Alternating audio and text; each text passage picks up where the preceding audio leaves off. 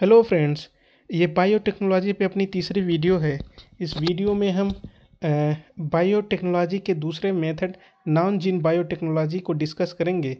Non gene biotechnology following ways जैसे tissue culture, in vitro fertilisation method या cloning के द्वारा। टिश्यू कल्चर देखें तो जब किसी भी टिश्यू जो कि कोई सिंगल सेल या ग्रुप ऑफ सेल्स या किसी भी ऑर्गन का पार्ट या कोई ऑर्गन हो सकता है को किसी ऑर्गेनिज्म से लेकर के लैब के अंदर रेगुलेटेड कंडीशंस मींस कि किसी डिफिनिट टिश्यू कल्चर को 4 टाइप्स में क्लासिफाइड कर सकते हैं। जैसे सेल टिश्यू कल्चर हो गया, प्लांट टिश्यू कल्चर हो गया, एनिमल टिश्यू कल्चर हो गया और स्टेम्स से। प्लांट टिश्यू कल्चर देखें तो इसमें किसी प्लांट के पार्ट्स को या सीड्स को ले करके स्टेराइल कंडीशंस में अंकुरित कराया जाता है, जिनसे नए प्लांट्स तैयार किए जाते हैं। तो यह टेक्निक ही प्लांट और एनिमल टिश्यू कल्चर देखें तो इसमें किसी भी टिश्यू को लेकर के कोई ऑर्गन बनाया जाता है या फिर अ, उस टिश्यू के सेल्स को मेंटेन किया जाता है। एनिमल टिश्यू कल्चर का उपयोग देखें तो इसका उपयोग किसी भी सेल या ऑर्गन के स्ट्रक्चर और उसके फंक्शंस को जानने में या फिर किसी भी ऑर्गन। नेक्स्ट स्टेम सेल्स देखते हैं। स्टेम सेल्स ऐसे सेल्स होते हैं जो लगातार अपने आप को डिवाइड करते हैं और डिवाइड करके स्पेसिफिक सेल में ऑर्गन स्पेसिफिक सेल में कन्वर्ट कर लेते हैं। जैसे यहाँ हम देखें तो ये एक स्टेम सेल है। स्टेम सेल अनस्पेशलाइज्ड सेल होते हैं, मीन्स कि ये रॉ मटेरियल की तरह होते हैं। जैसे हमारा कोई भी रॉ मटेरियल हो गया, जैसे हम मिल्क ले लेते हैं तो मिल्क का यूज करके हम घी, पनीर या दही बना सकते हैं। वैसे ही हमारे स्टेम सेल होते हैं जिनका यूज करके हम फैट सेल या फिर ब्लड सेल या फिर नर्वस सेल या कोई एक। नेक्स्ट स्टेम सेल्स के टाइप देखते हैं। First unipotent cells. Unipotent cells ऐसे स्टेम सेल्स होते हैं जो अपने आप को केवल एक ही टाइप के सेल में डिवाइड करते हैं। जैसे कोई भी ऑर्गन स्पेसिफिक सेल हो गए, जैसे हमारे मसल स्टेम सेल हो गए, तो ये अपने आप को केवल मसल सेल के सेल्स में ही डिवाइड करेंगे। नेक्स्ट ओलिगोपोटेंट सेल देखें तो ये ऐसे सेल्स होते हैं जो अपने आप को कुछ सेल्स के अंदर डिवाइड कर सकते हैं। जैसे मसल सेल हो गया या फिर बोन सेल हो गया, तो ये मतलब अपने आप को एक से अधिक मतलब 4 से 5 सेल्स के अंदर डिवाइड कर सकते हैं। फिर मल्टीपोटेंट सेल्स हो गए, तो ये multipotent cells. Next pluripotent cells देखते हैं। प्लूरीपोटेंट सेल्स ऐसे स्टेम सेल्स होते हैं जो अपने आप को किसी भी सेल्स के अंदर डिवाइड कर सकते हैं, लेकिन इनके द्वारा कोई भी ऑर्गेनिज्म डेवलप नहीं किया जा सकता है। जैसे ये किसी भी सेल्स के अंदर डिवाइड तो हो जाएंगे, लेकिन किसी भी ऑर्गेनिजम्स को डेवलप नहीं कर सकते हैं। ये हमारे ब्लास्टोसिस्ट स्टेज से जो सेल्स प्राप्त किए जाते हैं उन्हें प्लूरिपोटेंट सेल्स कहते हैं। ब्लास्टोसिस्ट अगर स्टेज देखें तो जब हमारा एक फर्टिलाइज होता है, एक फर्टिलाइज हो गया स्पर्म से, तो एक एक के फर्टिलाइज होने के 4 से 5 दिन बाद जो स्टेज आती है उसे ब्लास्टोसिस्ट स्टेज कहते हैं। तो नेक्स्ट टोटीपोटेंट सेल्स देखते हैं। टोटीपोटेंट सेल्स ऐसे स्टेम सेल्स होते हैं जिनके द्वारा किसी भी ऑर्गेनिजम्स को बनाया जा सकता है। जैसे फर्टिलाइज्ड एग सेल हो गए, तो फर्टिलाइज एग सेल से किसी भी ऑर्गेनिजम्स को बनाया जाता है। फर्टिलाइज एग को यूटेरस के अंदर डाल इंसर्ट करके कोई भी ऑर्गेनिज्म को डेवलप किया जा सकता है। तो इस तरीके से हम स्टेम सेल्स के टाइप देख ले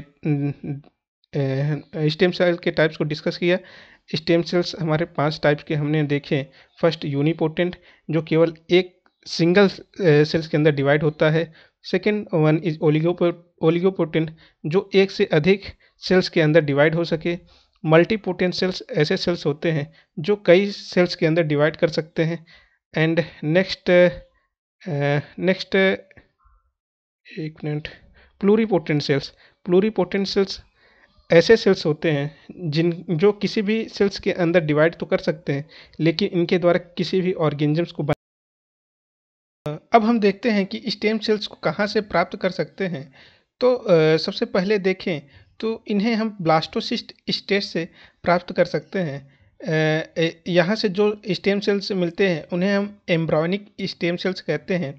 ये प्लूरिपोटेंट सेल्स होते हैं जो किसी भी सेल्स के अंदर डिवाइड होने की कैपेबिलिटी रखते हैं। इसे हम ऑलरेडी डिस्कस कर चुके हैं। नेक्स्ट देखें तो इन्हें हम किसी भी ऑर्गन या किसी टिश्यू से प्राप्त कर सकते हैं। ऐसे सेल स्पेशलाइज्ड सेल होते हैं जो केवल एक ही सेल के अंदर डिवाइड होते हैं। ऐसे सेल्स को एडल्ट स्टेम सेल्स कहते हैं। या फिर स्टेम सेल्स को हम बना भी सकते हैं। ऐसे स्टेम सेल्स को इंड्यूस्ड प्लूरिपोटेंट स्टेम सेल्स कहा जाता है। तो इन सेल्स को बनाने में सोमैटिक सेल्स यानी कि जो बॉडी के सेल्स होते हैं, जो बॉडी की सेल्स मीन्स कि जर्म्स सेल्स ना हो, जो रिप्रोडक्टिव सेल्स ना हो, उन्हें सोमैटिक सेल्स कहते हैं। तो इंड्यूस्ड प्लूरिपोटेंट स्टेम सेल्स बनाने में हम सोमैटिक सेल्स का यूज करते हैं। तो इन तरीकों से स्टेम सेल्स को प्राप्त किया जा सकता है। Next stem cell therapy discuss करते हैं। स्टेम सेल थेरेपी में जिस किसी भी ऑर्गन के अंदर प्रॉब्लम हो उससे रिलेटेड स्पेशलाइज्ड स्टेम सेल्स बना लिए जाते हैं। अब इन स्टेम सेल्स को उस ऑर्गन के अंदर इंसर्ट कर दिया जाता है जहाँ पे ये रीजनरेट हो करके उस ऑर्गन के डैमेज्ड और डिजीज्ड सेल को हेल्दी सेल से रिप्लेस कर देते हैं। तो स्टेम सेल थेरेपी में इस तरीके से उस ऑर्गन से रिलेटेड डिजीज़ को क्योर कर लिया जाता है। अभी तक देखें तो इस थेरेपी के द्वारा 80 से ज़्यादा डिजीज़ को ट्रीट किया जा सकता है, जैसे हमारा ल्यूकीमिया या सिकल सेल एनीमिया या पार्किंसंस डिजीज़ हो गए। तो ऐसे ही कई 80 से ज़्यादा डिजीज़ को स्टेम सेल थेरेपी के द्वारा क्योर किया जाता है।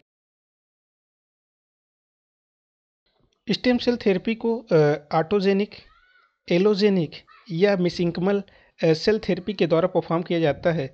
स्टेम सेल का यूज दवाओं की टेस्टिंग या उनके नॉन जीन बायोटेक्नोलॉजी का अगला method in vitro fertilisation method, जिसे टेस्ट ट्यूब बेबी भी कहा जाता है, को डिस्कस करते हैं। नॉर्मली किसी भी एक का फर्टिलाइजेशन मदर के यूटेरस में होता है फादर के स्पर्म के साथ, लेकिन जब यही फर्टिलाइजेशन मदर के बॉडी के बाहर, इस टेक्निक में मदर के ओवरी से एग को रिमूव करके फादर के स्पर्म के साथ मदर के बॉडी के बाहर फर्टिलाइज किया जाता है। अब इस फर्टिलाइज्ड एग को ब्लास्टोसिस्ट स्टेज तक डेवलप किया जाता है। अब इस ब्लास्टोसिस्ट को मदर के यूटेरस में एम्ब्रायो के फर्दर डेवलपमेंट के लिए ट्रांसफ़र कर दिया जाता है।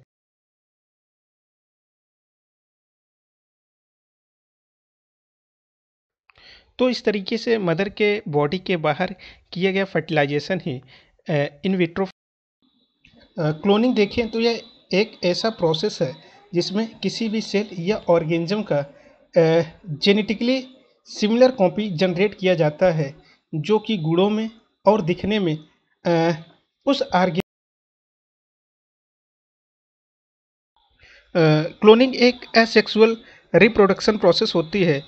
मीन्स कि इस किसी भी ऑर्गेनिजम्स की क्लोनिंग में न्यूक्लियर डीएनए को सोमैटिक सेल से ट्रांसफ़र किया जाता है, और ट्रांसफ़र करने की इस टेक्निक को ही सोमैटिक सेल न्यूक्लियर क्लोनिंग का प्रोसेस देखें तो जिस भी ऑर्गेनिजम्स की क्लोनिंग करनी होती है उसके उस सोमैटिक सेल को ले लिया जाता है। जैसे यहाँ पे शिप की क्लोनिंग करनी है तो इस शिप से इसके सोमैटिक सेल को ले लेते हैं।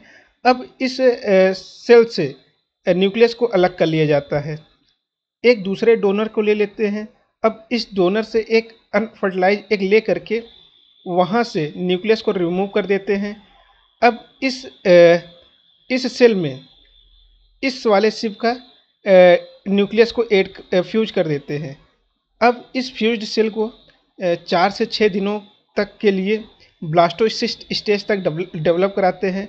अब यहाँ से जो भी एम्ब्रायो मिलते हैं उसको किसी फीमेल शिप के यूटेरस में इम्प्लांट कर दिया जाता है।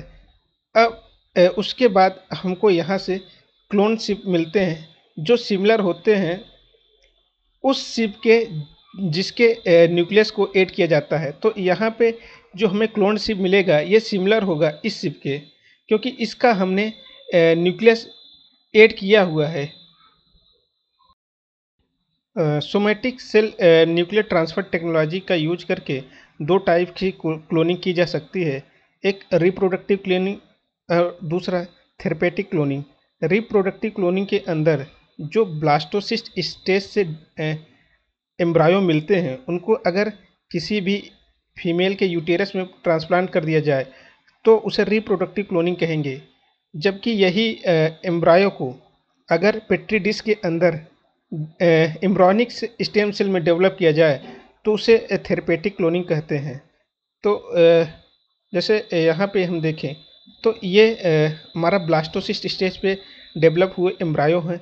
अब इसको हमने पेट्री डिश के अंदर डेवलप करा लिया स्टेम एम्ब्रॉनिक स्टेम सेल में।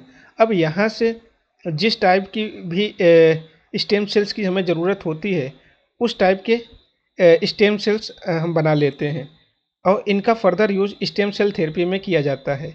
तो ये हमारे थेरेपेटिक क्लोनिंग होंगे। और दूसरे में जो हमारा एम्ब्रायो मिलते हैं उनको किसी भी फीमेल के यूटेरस में ट्रांसप्लांट कर दिया जाता है तो वहाँ से हमको क्लोनिंग ऑर्गेनिजम्स मिलते हैं। तो इस तरीके से somatic cell nuclear transfer technique से ये 2 तरीके के क्लोनिंग किए जाते हैं। तो यहाँ पे हमारा ये बायोटेक्नोलॉजी वाला चैप्टर कंप्लीट होता है। नेक्स्ट क्लास में हम लोग प्रीवियस ईयर में जो यूपीएससी में क्वेश्चंस पूछे गए हैं उनको डिस्कस करेंगे। That's all for today. Thank you.